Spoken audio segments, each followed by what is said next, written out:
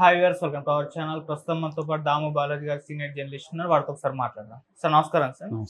Sir lady Aghori alias Srinivas already అతను male నుంచి female కి సర్జరీ చేసుకుని అతను జెండర్ ని మొత్తం కూడా మార్చేసుకున్నారు కదా.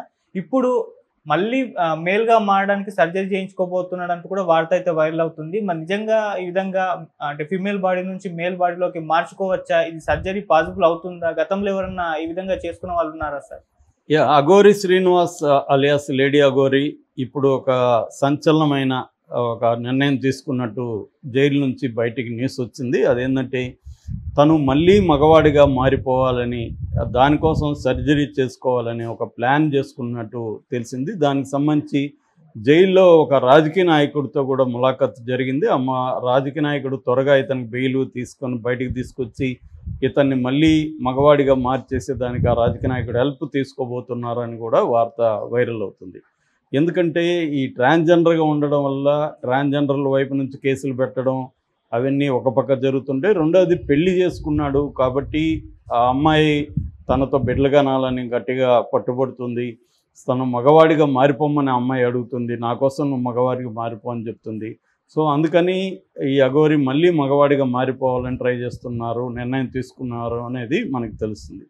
సో ఇప్పుడు అందరికి డౌట్ ఏంటంటే అసలు ఇది సాధ్యమా, అసలు ఈ సర్జరీస్ ఏంటి, మగ ఆడగా మారిపోవడం ఏంటి, మళ్ళీ ఆడ మగగా ఎలా మారుతారు, వాళ్ళ అవయాలు ఎలా మళ్ళీ చేస్తారు. ఇప్పుడు ఆల్రెడీ అతనికి మగ అవయవం అనేది అంగం అనేది లేదు, కట్ చేసి ఒక హోల్ పెట్టారు, సర్జరీ చేశారు. మళ్ళీ ఇప్పుడు అక్కడ మేల్ ఆర్గాన్ని మగ అంగాన్ని పెట్టగలుగుతారా, అసలు ఇది సాధ్యమా సర్జరీ పరంగా? ఒకవేళ పెట్టినా అది పెనిట్రేటివ్ సెక్స్ అంటారు, అంటే సంభోగానికి సూట్ అవుతుందా, బిడ్డలకు అనొచ్చా, అంటే వీర్యం అదంతా బయటకు వస్తుందా, ఇది ఎట్లా సాధ్యము అనేది చాలామందికి ఉన్న డౌట్. సో మనం ఇప్పటి వరకు టెక్నాలజీ ఏముంది, సర్జికల్ ప్రాసెస్ ఏంటి అనేది కొంత చూద్దాము. ముందుగా దీనికి వెళ్ళడానికి ముందుగా అసలు మగవాళ్ళు ఆడవాళ్ళుగా ఎలా మారుతారు అనేది ముందుగా నేను చెప్తాను. దాని తర్వాత ఆడవాళ్ళు మగవాళ్ళుగా ఎలా మారుతారు అనేది చెప్తే మనకి ఒక పిక్చర్ ఐడియా వస్తుంది. ఫస్ట్ ఏంటంటే జెండర్ వేరు, సెక్సువల్ ఓరియంటేషన్ అంటారు, ఈ రెండు వేరు. జెండర్ అంటే బై బర్త్ మగవాడిగా పుట్టడం, అమ్మాయిగా పుట్టడం, ఈ రెండు జెండర్స్ ప్రధానంగా ఉంటాయి. సెక్సువల్ ఓరియంటేషన్ రకరకాలుగా ఉంటుంది. నేను మగవాడికి పుట్టినా నాకు అబ్బాయిల మీదనే ప్రేమ ఉండొచ్చు, అమ్మాయిల మీద ప్రేమ లేకపోవచ్చు, అబ్బాయిల పట్లే సెక్సువల్ అట్రాక్షన్ కలగవచ్చు. అప్పుడు నా సెక్సువల్ ఓరియంటేషన్, నేను గే అనేది నా sexual orientation. Maybe I'm a man by gender definition, but sexual orientation అది లేదు. నేను బైసెక్సువల్ అంటే అమ్మాయిలు అబ్బాయిలు ఇద్దరు ఇష్టం, లేదు నేను అసెక్సువల్ కావచ్చు, ప్యాన్ సెక్సువల్ కావచ్చు, రకరకాల పేర్లు ఉన్నాయి, అంత కన్ఫ్యూజన్ అనుకోవద్దు. బేసిక్ ఇది. సో దీంట్లో ఇప్పుడు ట్రాన్స్ జెండర్స్ అంటారు వాళ్ళని. ఇందులో ప్రధానంగా కూడా రెండు రకాలుగా చెప్పచ్చు. ట్రాన్స్ ఉమెన్, ట్రాన్స్ మెన్. అంటే మగవాడిగా పుట్టి మైండ్ అంతా అమ్మాయి మైండ్గా ఉండి ఈ మగ బాడీని సహించలేక తాను అమ్మాయిగా మారిపోవాలని అనుకోవడాన్ని ట్రాన్స్ ఉమెన్ అంటారు. అలా మారిపోతే రివర్స్లో అమ్మాయిగా ఉండి పుట్టి అమ్మాయి బాడీ ఉండి అమ్మాయి బాడీ ఇష్టం లేకుండా అబ్బాయిగా మారిపోవడాన్ని ట్రాన్స్ మ్యాన్ అంటారు. సో ఇప్పుడు ఈ అఘోరి శ్రీనివాస్ అనే ఒక అబ్బాయి అమ్మాయిగా మారిపోయాడు. ఇక్కడ మళ్ళీ రెండు తేడాలు మనం చూడాలి. ఒకటి, నేచురల్గా నేను అబ్బాయిగా పుట్టాను, నా మైండ్ అమ్మాయిగా ఉంది, నేను అమ్మాయిగా మారాలనుకున్నాను, అది నేచురల్గా ట్రాన్స్ ఉమెన్ ప్రాసెస్. కొంతమంది లైవ్లీహుడ్ కోసం అమ్మాయిగా మారితే మనం బాగా డబ్బులు సంపాదించవచ్చు ట్రాన్స్జెండర్గా మారితే అని చెప్పి కొంతమంది ఏం చేస్తున్నారంటే వీళ్ళకి అబ్బాయి బాడీ అబ్బాయి మైండ్ ఉన్నప్పటికీ అమ్మాయిగా వాళ్ళు సర్జరీ చేసుకుంటున్నారు. ఇతను కూడా అఘోరి శ్రీనివాస్ కూడా ఇదే కేటగిరీ. అతను నిజంగా అమ్మాయి మైండ్ లేదు, అతనికి అబ్బాయి మైండే ఉంది. అందుకని అమ్మాయిని లవ్ చేస్తున్నాడు, పెళ్ళిళ్ళు చేసుకుంటున్నాడు. ఇప్పటికి 2 పెళ్ళిళ్ళని మనకు తెలిసి చేసుకున్నాడు. అతనికి అమ్మాయి మైండ్ ఉంటే అబ్బాయిని లైక్ చేసేవాడు, అబ్బాయిని లైక్ చేయట్లేదు, అమ్మాయిలనే లైక్ చేస్తున్నాడు.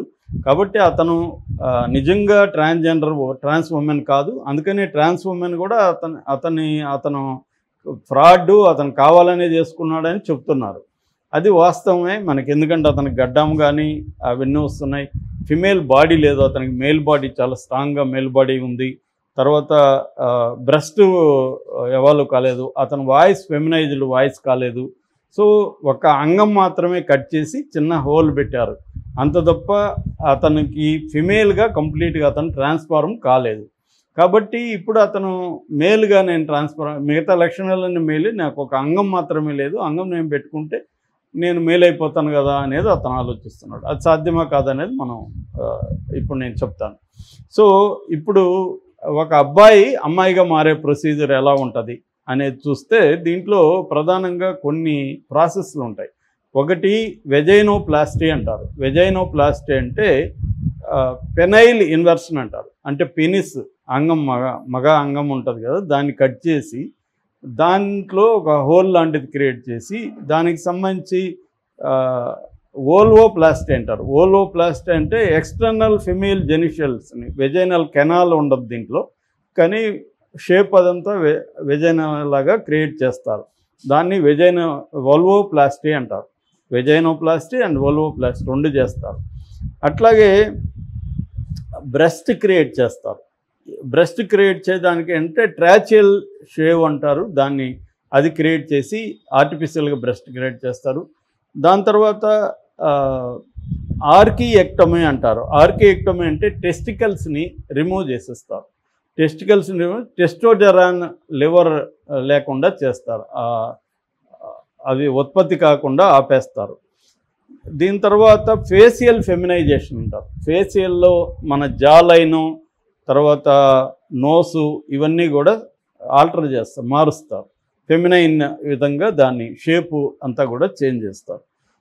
దీని కాకుండా హార్మోనల్ థెరపీ ఉంటుంది. బాడీలో మేల్ హార్మోన్స్ని తగ్గించేసి ఫిమేల్ హార్మోన్స్ ఉత్పత్తి పెంచే విధంగా చేస్తారు. అట్లాగే వాయిస్ థెరపీ. వాయిస్ థెరపీలో కూడా వీళ్ళు ఏం చేస్తారంటే ఆడమ్స్ యాపిల్ అంటారు, దాన్ని తీసేస్తారు, రిమూవ్ చేసి మేల్ వాయిస్ నుంచి ఫిమేల్ వాయిస్గా కన్వర్ట్ అయిపోతుంది. సో ఇది మొత్తం ప్రాసెస్ అన్నమాట. సో ఈ ప్రాసెస్ చేసి దీన్ని ఏమంటారంటే జెండర్ అఫర్మేషన్ లేదా జెండర్ కన్ఫర్మేషన్ లేదా జెండర్ రీఅసైన్మెంట్ సర్జరీ అంటారు. దీన్ని సెక్సువల్ ట్రాన్స్మిట్ సర్జరీ అని కూడా పిలుస్తున్నారు. ఇది మన దేశంలో చాలా రాష్ట్రాల్లో ఉన్నాయి. ముఖ్యంగా దీంట్లో ఎక్స్పర్టైజ్ వచ్చి ఫోర్టిస్, ఢిల్లీలో ఉండే ఫోర్టిస్ హాస్పిటల్, తర్వాత సూరత్లో అమిత్ అనే ఒక హాస్పిటల్ ఉంది, అట్లాగే మ్యాక్స్ హెల్త్ కేర్ ఢిల్లీలో ఉంది. ఇవి వెరీ పాపులర్.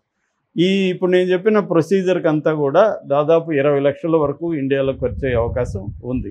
దీనికి టైం కూడా 6 నెలల నుంచి 1 year, 1.5 years, 2 years కూడా పడుతుంది. ఎందుకంటే మన బాడీ హెల్త్ కండిషను, మన అనాటమీ పరిస్థితి, fat distribution, nerve function, blood flow, ఇవన్నీ చూస్తారన్నమాట.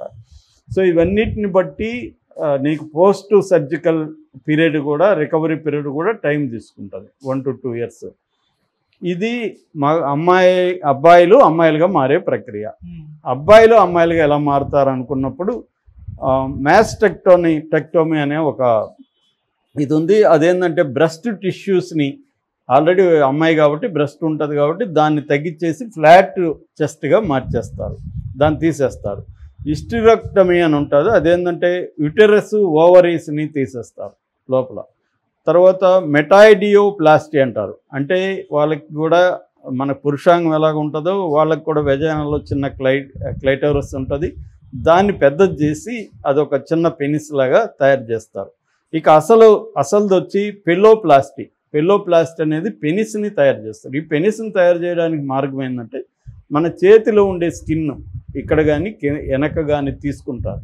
తీసుకొని దాన్ని టిష్యూస్ని తీసుకెళ్ళి అక్కడ పెనిస్ దగ్గర అతికిస్తారు. దీన్ని స్కిన్ గ్రాఫ్టింగ్ అంటారు. స్కిన్ గ్రాఫ్టింగ్ని యూజ్ చేసి ఈ స్కిన్ ఫ్లాప్స్ అంటారు. ఈ స్కిన్ ఫ్లాప్స్ని తీసుకెళ్ళి ఆ పెనిస్ లాగా తయారు చేస్తారు. ఇప్పుడు చాలామందికి డౌట్ ఏమంటే ఆ పెనిస్ ఫంక్షనల్గా ఉంటుందా, దానికి సెన్సేషన్ ఉంటుందా అంటే ఖచ్చితంగా సెన్సేషన్ ఉంటుంది. స్టాండింగ్, నిలబడి యూరిన్ పాస్ చేయొచ్చు. తర్వాత సెన్సేషను, నెర్వ్ హుకింగ్స్ ఏర్పాటు చేస్తే సెన్సేషన్ ఉంటుంది. దాని తర్వాత పెనిట్రేటివ్ సెక్స్, ఇందాక చెప్పిన సంభోగానికి పనికి వస్తుందంటే ఎరెక్టైల్ ఇంప్లాంట్స్ కూడా దాంట్లో పెడతారు. ఎరెక్టైల్ ఇంప్లాంట్స్ అయినప్పుడు అది ఎరెక్షన్ కూడా సాధ్యమవుతుంది, పెనిట్రేటివ్ సెక్స్ కూడా సాధ్యమవుతుంది. 5 నుంచి 6 అంగుళాల పొడవు, కొంత మందంగా కూడా దాన్ని చేయగలుగుతారు. ఇదంతా కూడా పాలోప్లాస్టీ అనే సర్జరీ ద్వారా చేస్తారు. ఇప్పుడు ఈ అబ్బాయికి చేయాల్సింది ఏంది? ఇదే, ఈ పాలోప్లాస్టీ చేయాలి ఈ అబ్బాయికి. మిగతా బాడీ అంతా ఆల్రెడీ అబ్బాయికి ఏమి సర్జరీలు అవసరంలా, అతను అబ్బాయిగానే ఉన్నాడు. ఓన్లీ అతను ఏం చేశాడు, పెనిస్ని కట్ చేసి అక్కడ చిన్న హోల్ క్రియేట్ చేశాడు. ఇప్పుడు మళ్ళీ పెనిస్ని అక్కడ క్రియేట్ చేయాలి. అది సాధ్యమంటే దీని పేరు డీ ట్రాన్సిషన్ అంటారు. డీ ట్రాన్సిషన్ అంటే ఆల్రెడీ ఒకసారి చేసుకొని మళ్ళీ రివర్స్లోకి రావడం. ఇది ప్రపంచవ్యాప్తంగా 1-2% మాత్రమే చేసుకుంటున్నారు. అసలే లేరని చెప్పలేం, కానీ చాలా చాలా చాలా తక్కువ. ఎందుకు చేసుకుంటారంటే ఒకసారి అబ్బాయిగా ఉండి అమ్మాయిగా మారిపోయినాక వాళ్ళు అనుకున్నట్టు జరగదు, దానివల్ల ఇబ్బందులు వస్తాయి. లేదు అబ్బాయిగా ఉంటేనే బెటర్ అనిపిస్తుంది, అప్పుడు వీళ్ళు మారిపోయిన సందర్భాల్లో ఈ పాలోప్లాస్టీ అనేది ప్రధానమైన సర్జరీ నేను చెప్పింది. సో ఇది ప్రపంచంలో చేసుకునే వాళ్ళు ఉన్నారు 1-2%. సక్సెస్ రేట్ కూడా బాగానే ఉంది. కానీ ఇది కాంప్లెక్స్ సర్జరీ, దాదాపు 3 స్టేజీలుగా ఉంటుంది. ఇది 1 by 1 3 స్టేజీలు చేయాలి. 3 స్టేజీలు కలిపి దాదాపు 1 year వరకు పడుతుంది సర్జరీ. అంటే ప్రతి సర్జరీకి మళ్ళీ గ్యాప్ తీసుకోవాలి. ఈ 3 స్టేజీల్లోకి వెళ్ళి 1 year తర్వాత మాత్రమే నీకు పెనిస్ ఇవన్నీ కూడా ఏర్పడతాయి. అప్పుడు ఎరక్షన్ అవన్నీ కూడా ఉంటుంది. కాకపోతే ఏంటంటే దానివల్ల బిడ్డలు పుడతారనేది గ్యారంటీకి ఇవ్వలేరు. దాని నుంచి వీర్యం పోయి బిడ్డలు పుట్టడం అనేది చాలా కష్టసాధ్యమైన విషయం. కాకపోతే ఇంపాసిబుల్ అయితే కాదని చెప్తున్నారు, కానీ గ్యారంటీ ఇవ్వలేరు. అట్లాగే కాంప్లికేషన్స్ కూడా దీనివల్ల ఎక్కువ ఉండే అవకాశం ఉంది. ఇది అందరికీ సాధ్యం అవుతుంది అనేది కూడా తెలియదు. ఎందుకంటే వాళ్ళ అనాటమీ, వాళ్ళ బాడీ నేచరు, ఇందాక చెప్పిన బ్లడ్ లైను, వాళ్ళ patient health, fat distribution factor, ఇవన్నీ కూడా పనిచేస్తాయి. కానీ అసాధ్యమైతే కాదు. మన దేశంలో కూడా ఈ టెక్నాలజీ ఉంది. వెస్ట్లో అయితే ఇంకా బాగుంది. మన దేశంలో కూడా ఇప్పుడు చాలామంది చేసుకుంటున్నారు. కాబట్టి ఈ అబ్బాయి అంత కష్టపడి నేను మళ్ళీ చేసుకుంటాను అనుకుంటే